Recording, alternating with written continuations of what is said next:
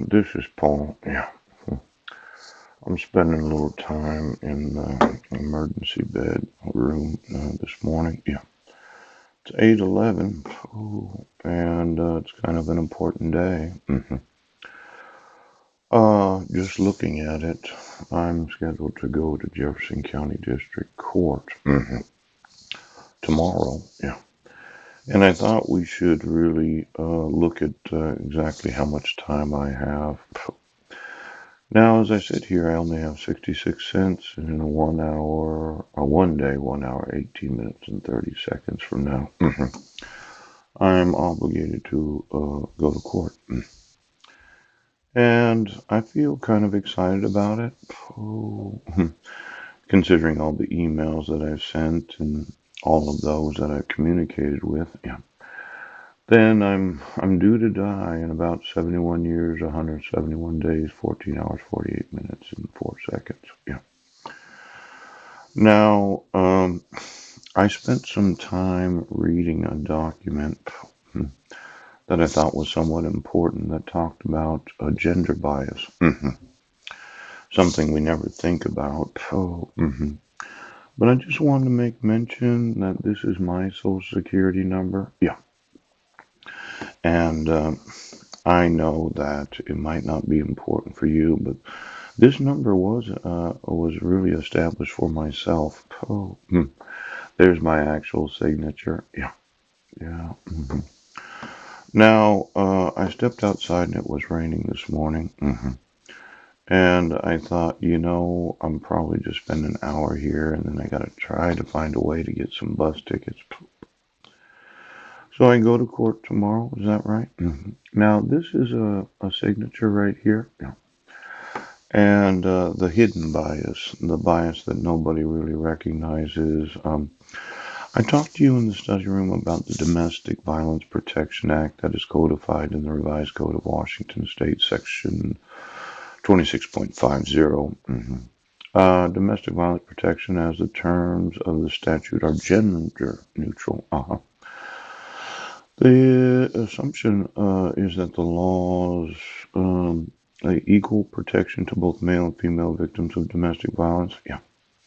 This part of the comment examines the Washington Domestic Violence Statute and its implementing regulations along with other related statutes detailing ways that their supposed gender neutrality is illusionary in practice.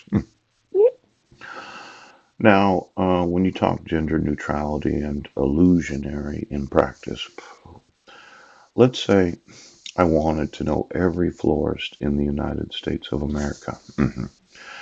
There is this, well, it's supposedly gender neutral. I'm sure there are men that send flowers to men, but more often than not, the actual flowers that are purchased from florists that are sent to women. Yeah, yeah. For some reason, men thought that women liked flowers. Could you get me Sophie's Florist there in Swim, Washington? Yeah. And then all the flowers that have been sent to every oath of office. I mean, how many men in the sheriff's department have ever received flowers from their spouse?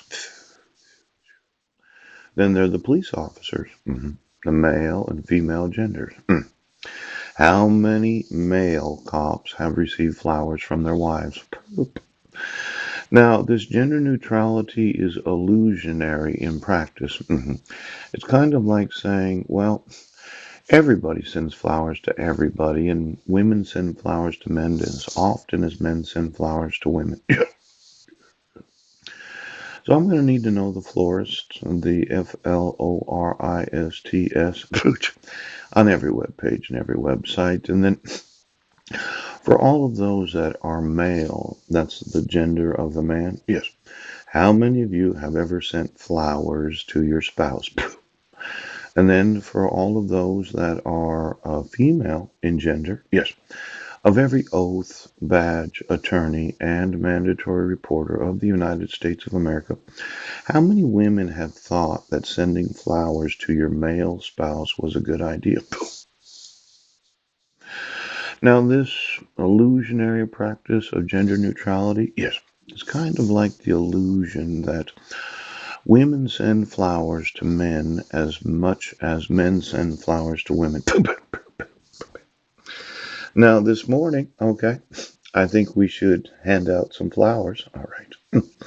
So for every cop, yes, that thought, well, he's not going to sue me. I'm going to send you some flowers today. In fact, I think today should be a day of celebration, the day before I'm going to court right now.